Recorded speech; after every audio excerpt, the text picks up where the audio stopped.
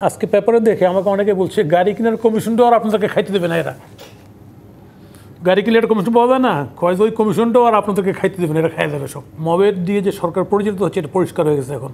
ওই যে আজকে ওই যে সোহাগ পরিবহনের যে ঘটনাটা গতকালকের, তাই না, পুলিশ অ্যাক্টিভ হচ্ছে না কেন? পুলিশ অ্যাক্টিভ হবে কিন্তু, কারণ পুলিশ কী করতে কার বিপদে পড়বে? এই মবের সঙ্গে যে সরকার যুক্ত না এটা পাবলিক জানবে কেমনে, মানে ওই পুলিশ জানবে কেমনে? নাজমুল হক প্রধান, যে আলোচনায় আমরা ছিলাম, নানান সময়ে আসলে আমরা দেখেছি যে অর্থ পাচার হচ্ছে বাংলাদেশ থেকে। গেল কয়েক দশক ধরে অনেক রকমের আলোচনা হয়েছে অর্থ পাচার রোধ করবার। অন্তত এই অন্তর্বর্তী সরকারের সময় যেটি শামসুজ্জামান দুদুও বলছিলেন যে ডক্টর মোহাম্মদ ইউনূসের ওপর যথেষ্ট আস্থা ছিল, যেহেতু উনি বিশ্ববরেণ্য একজন ব্যক্তিত্ব, সেই পাচার করা অর্থ হয়তো আমরা ফিরিয়ে নিয়ে আসতে পারবো। সেই পরিমাণ প্রত্যাশা আসলে আমরা সামনে বাস্তবায়ন হতে দেখেছি কিনা? একটা বিষয় আপনাকে আজকে এখানে যেহেতু আলোচনাটাই এসছে, আলোচনা হলো, আমি একটু আলোচনা করি। মরহুম হাসান আরিফ সাহেব আমাদের কাছে খুব ভালো একজন লোক ছিল। আমি এর সুবিধা আন্দোলন থেকে ওনাকে চিনতাম। তো এই সরকার উপদেষ্টা ছিল অন্তর্বর্তীকালীন সরকার, তাই না? তো ওনাকে ওই যখন ওনাকে মন্ত্রণালয় থেকে সরিয়ে দিল, অন্য মন্ত্রণালয়ে দিল, তখন উনি একদিন কয়েক ঘন্টার জন্য হাইকোর্টে এসেছিলেন। ন্যাচারালি ওনার ফলোয়ার অনেক উকিল আছে, শরীদ আছে, ওনারা গেছিলেন ওখানটায়, যে জি স্যার আপনার এইরকম মন্ত্রণালয় পরিবর্তন করে দিল, ছোটো মন্ত্রণালয় আসলেন কেন স্যার? বলে শোনেন, এদের তো হাজার হাজার কোটি টাকা, আমি তো ওই টাকা জোগাড় করে দিতে পারবো না।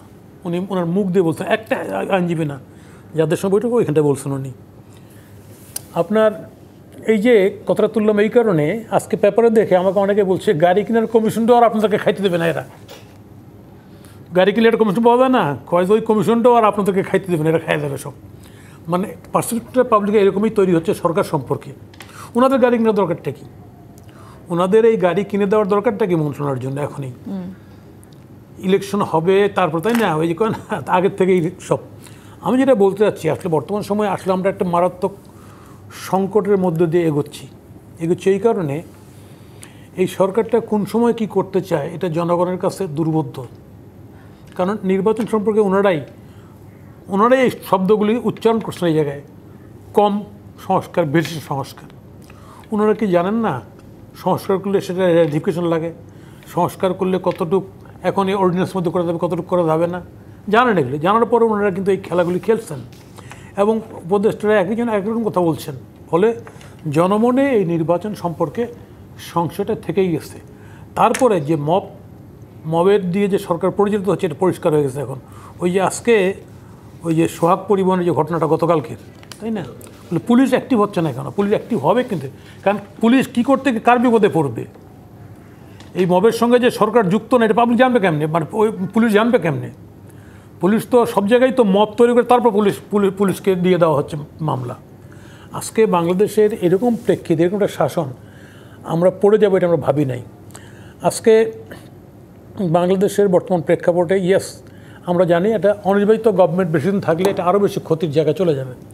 আমরা একটা নির্বাচন চাই, অবশ্যই নির্বাচন চাই, এবং নির্বাচনটা সুস্থ চাই, জনগণের ভোটটাকে নিশ্চিত করতে চাই। কিন্তু জনগণের ভোটটাকে নিশ্চিত করার জন্য সরকারের যে পদক্ষেপ এটা তো এখনও তো খুব যৌক্তিক না। আমরা যেমন ইতিমধ্যে আমরা ঢাকা শহরে ঢাকা মেট্রোপলিটন পুলিশ কমিশনার সাহেব আমাদেরকে ডেকেছিলেন, রাজনীতি বিভিন্ন দলকে ডেকেছিলেন।